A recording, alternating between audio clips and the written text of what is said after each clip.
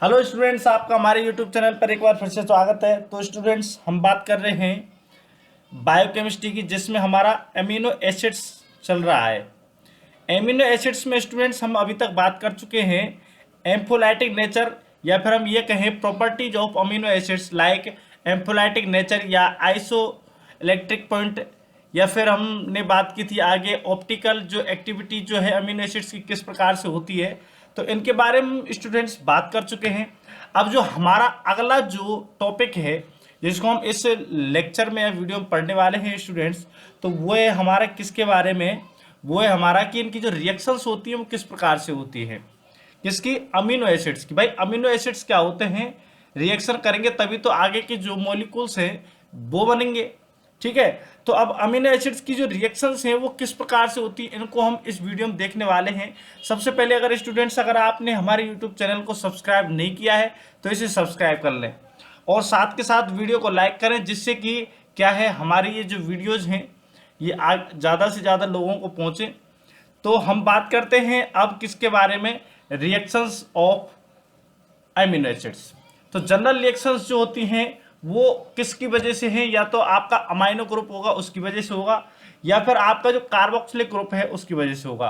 तो सबसे पहले हम बात करते हैं स्टूडेंट्स, जो कार्बोक्सिलिक ग्रुप है उसकी वजह से जो रिएक्शंस होती हैं अमीनो एसिड्स की, उनके बारे में। ठीक है, तो इसकी जो पहली जो रिएक्शन है वो क्या है, डी कार्बोक्सिलेशन। तो डी कार्बोक्सिलेशन में क्या होता है कि अमीनो एसिड्स जो होते हैं वो क्या करते हैं, उनमें अल्फा डी कार्बोक्सिलेशन होता है, जिससे वो क्या है, जो उसकी करस्पॉन्डिंग जो अमीन होती है उसको बनाते हैं। ठीक है, तो अब हम चलिए पढ़ते हैं इसके बारे में।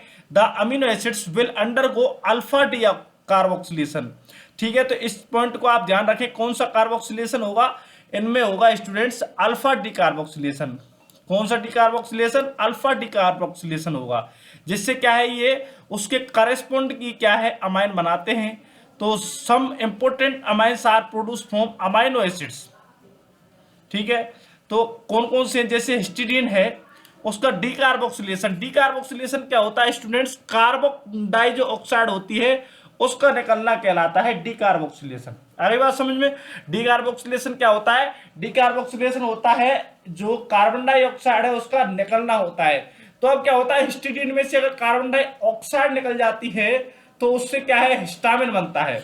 इसी प्रकार से अगर हम बात करते हैं टायरोसिन है, ठीक है, अगर उसका डी कार्बोक्सिलेशन होता है तो टायरामाइन बनता है।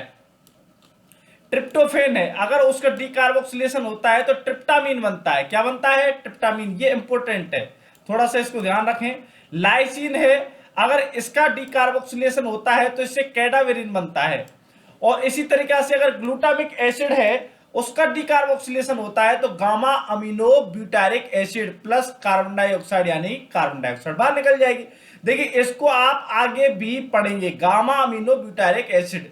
तो आप इसको याद रख लें, बिल्कुल याद रख लें, और ये एग्जाम में ये पूछा जाएगा, कंफर्म मान लो आप। ये कौन सा, इसको गावा के रूप में पूछ सकते हैं आपसे, या फिर आपको D carboxylation of glutamic acid से क्या बनता है ये आपसे पूछ सकते हैं। तो ये आपसे एग्जाम में, जो कंपटीशन एग्जाम होने वाला है उसमें पूछा ही जाएगा। ठीक है, अब हम जो अगली जो रिएक्शन है वो है एमाइड फॉर्मेशन। तो the carboxylic group of di carboxylic amino acids other than alpha carboxyl can combine with ammonia to form the corresponding amide. For example, अब होता क्या है कि जो कार्बोक्सिलिक ग्रुप होते हैं ना, जो डाई कार्बोक्सिलिक अमीनो एसिड्स होते हैं, उनमें क्या होता है, ये अमोनिया के साथ में क्या है, ये रिएक्शन कर जाती है, जुड़ जाते हैं, जिससे क्या होता है, ये करस्पॉन्डिंग अमाइड बना देते हैं। तो अमोनिया के साथ में जुड़ने से क्या बनाते हैं, ये अमाइड। इस चीज को आप ध्यान रखें। जैसे कि अगर आप बात करते हैं एस्पार्टिक एसिड की बात करते हैं, वो अमोनिया के साथ मिलकर के एस्पाराजीन बनाएगा। ऐसे ही ग्लूटामिक एसिड जो है वो ग्लूटामाइन बनाएगा। These amide are also component of protein structure. ये भी क्या होते हैं, प्रोटीन की स्ट्रक्चर के पार्ट होते हैं। The amide group of glutamine serves as the source of nitrogen for nucleic acid synthesis. तो न्यूक्लिक एसिड सिंथेसिस के लिए ग्लूटामाइन जो ये बना है, ये क्या करता है, नाइट्रोजन जो बेसिस होते हैं उनमें नाइट्रोजन काम में आती है, तो उनका जो उनके लिए जो नाइट्रोजन सर्व करता है वो कहां से होता है, ग्लूटामाइन। तो इसलिए ये भी क्या है, ये प्रोटीन के स्ट्रक्चर के पार्ट है। अब हम आगे बात करते हैं reactions due to amino group. तो इसमें पहला जो है transamination. The alpha amino group of amino acids can be transfer to alpha keto acid to form the corresponding new amino acid and alpha keto acid. तो ये क्या है, transamination से क्या होता है कि नया तो अमीनो एसिड बन जाएगा और अल्फा कीटो एसिड और बनेगा। This is an important reaction in body for inter conversion of amino acids. इससे क्या होता है, ट्रांसएमिनेशन से inter conversion of amino acids for synthesis of non essential amino acid. तो नॉन एसेंशियल अमीनो एसिड्स जो हैं वो किससे बनते हैं, नॉन एसेंशियल अमीनो एसिड्स बनते हैं ट्रांसएमिनेशन से। आगे बात समझ में, किससे बनते हैं, ट्रांसएमिनेशन से। इसी प्रकार से हम बात करते हैं oxidative deamination. The alpha amino group is remove from the amino acid to form the corresponding keto acid and ammonia. तो अगर हम देखते हैं तो ऑक्सीडेटिव जो डीएमिनेशन होता है, इसमें क्या होता है कि इसमें से अल्फा अमीनो ग्रुप जो होता है उसको रिमूव कर दिया जाता है और क्या बनता है, कीटो एसिड बनता है और अमोनिया बनती है। ठीक है, तो ये डीकार्बोक्सिलेशन की रिएक्शन है। देख लीजिए आप, ये अमीनो एसिड्स है, उसमें कार्बन डाइऑक्साइड गई है, यहां से गई है, ये कार्बन डाइऑक्साइड मॉलिक्यूल चला गया है, तो उससे क्या केवल क्या रह गया है, H रह गया है। ठीक है, अब आगे हम बात करते हैं तो ट्रांसएमिनेशन में क्या हो रहा है, ट्रांसएमिनेशन में ये NH3 जो है ये यहां से शिफ्ट हो गया है और इसमें अल्फा कीटो ग्लूटेट बन गया है। देखिए यहां पर ये ऑक्सीजन आ गया है। इसी प्रकार से पायरेट, एलानिन, ये आपस में इंटर कन्वर्जन होता रहता है इनमें। तो ये क्या है, transamination reaction. Glutamic acid is the most common amino acid to undergo oxidative deamination. तो हर जो रिएक्शन है उसमें ग्लूटामिक एसिड आ रहा है, यानी कि मोस्ट जो फंक्शनली जो ग्लूटामिक एसिड है वो है रिएक्शन जो सबसे ज्यादा करता है। आगे हम बात करते हैं formation of carb amino compounds.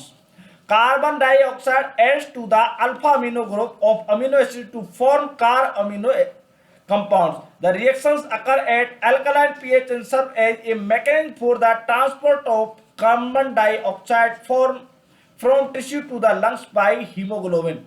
तो ये रिएक्शन है कार्ब अमीनो कंपाउंड्स फॉर्मेशन की, कि देखिए जो HB है वो किस प्रकार से बाउंड होता है। ये लंग्स के बेस पर रिएक्शन होती है। इसमें क्या होता है, ये NH2 जो होता है ये CO2 उससे जुड़ जाती है और ये क्या बना देता है, HbNH बना देता है, जिसे हम कार्ब अमीनो HB कहते हैं। अब हम बात करेंगे आगे reactions due to side chain. इनके बारे में हम अगला जो वीडियो है उसमें बात करेंगे। तो स्टूडेंट्स, अगर आपने हमारे यूट्यूब चैनल को अभी तक सब्सक्राइब नहीं किया है तो इसे सब्सक्राइब कर लें, वीडियो को लाइक करें, कमेंट करें, शेयर करें। धन्यवाद।